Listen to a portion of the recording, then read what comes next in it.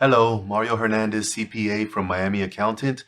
Today we're going to be talking about purchase orders with Fishbowl and how they show up in QuickBooks. We're going to talk about both QuickBooks Online and QuickBooks Desktop. We're really going to just focus on the contrasting the differences. We've already done a video on how the accounting works with purchase orders in QuickBooks Desktop and how the accounting works with purchase orders in QuickBooks Online. Today we want to just focus on the differences between the two software. So first we're going to look at the purchase orders in Fishbowl.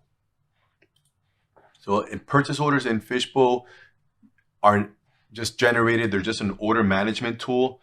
They do not affect accounting in either software. QuickBooks Desktop and QuickBooks Online are not going to receive any transactions when you export from Fishbowl to QuickBooks in either case. Purchase orders are just an order management tool, and they will stay in Fishbowl and be there as something to help you out to know that inventory is on its way and to order the inventory from your vendor. Now, when you receive that inventory, that's when we have an accounting transaction that needs to take place. Your inventory value has gone up. You need to reflect that in your financial statements on your balance sheet in your inventory asset account, and you have a liability. This is something that you're going to have to pay. And so it should show up in your other current liabilities section in QuickBooks, whether it's QuickBooks Desktop or online. So we're going to take a look at the differences. When you receive inventory to QuickBooks Desktop, an item receipt is sent. It sends over the actual item receipt type transaction in QuickBooks Desktop. And I'm going to just show you what that looks like. So this is currently a bill, but if I uncheck this, this is basically what you get when QuickBooks Desktop has a received purchase order from Fishbowl sent over. It creates an item receipt like this. In QuickBooks Online, the item receipt transaction does not exist. So QuickBooks Online instead will create a journal entry like this one. It debits inventory asset, which is the same thing QuickBooks Desktop does, but it does not credit accounts payable, which is what the item receipt does in QuickBooks Desktop. Instead, it's crediting the holding account. The holding account is an other current liability account.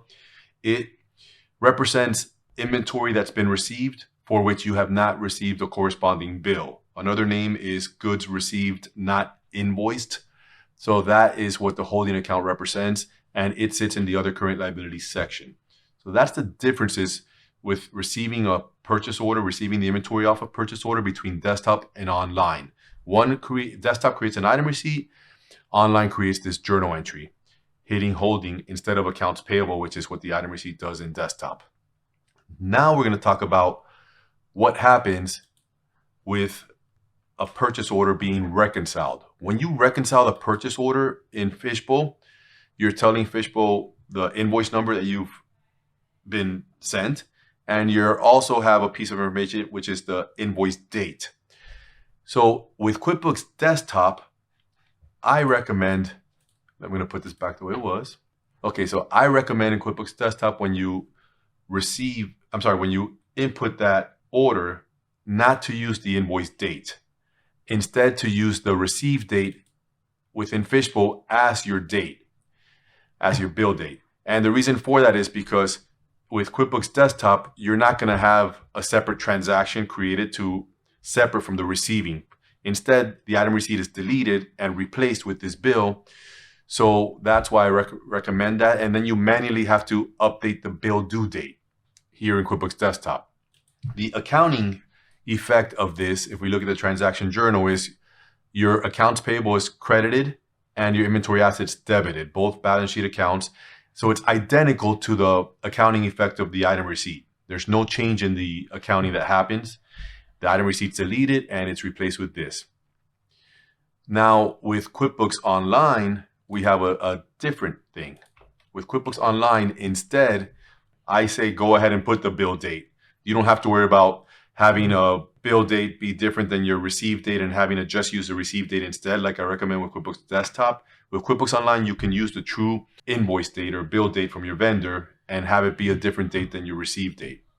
So in this example, our reconciliation or our bill date in our reconciliation for QuickBooks Online, we put April 1st. So on April 1st, it created a journal entry and it created a bill. The journal entry, I'm going to click into it, is the exact reverse of the original journal entry it sent. So it's removing the value out of the holding account, in essence, zeroing out the holding account for this inventory, for this purchase order on April 1st, the date of the bill. So on that date, your balance sheet's going to have the holding account go back to zero for that purchase order. And then the inventory asset account is credited. So in other words, it's zeroed as of April 1st, the inventory asset account, but this additional transaction that gets created, which is the actual bill, this bill is going to debit your inventory asset for the same amount. So inventory really doesn't change on this date. And then the bill credits accounts payable. So if we look at this, and by the way, the bill, we have the terms on it because it's a separate transaction than the original transaction that was recorded. So terms are able to be recorded on there. Whatever terms you had, it's going to automatically calculate to give you the due date. And looking at this transaction journal, you will see that inventory is debited and your accounts payable is credited. So there we have it. So those are the differences between QuickBooks Desktop and QuickBooks Online. QuickBooks Online uses a holding account, which allows us to have different receive date transactions and different invoice date transactions, while that's for QuickBooks Online. QuickBooks Desktop doesn't have that.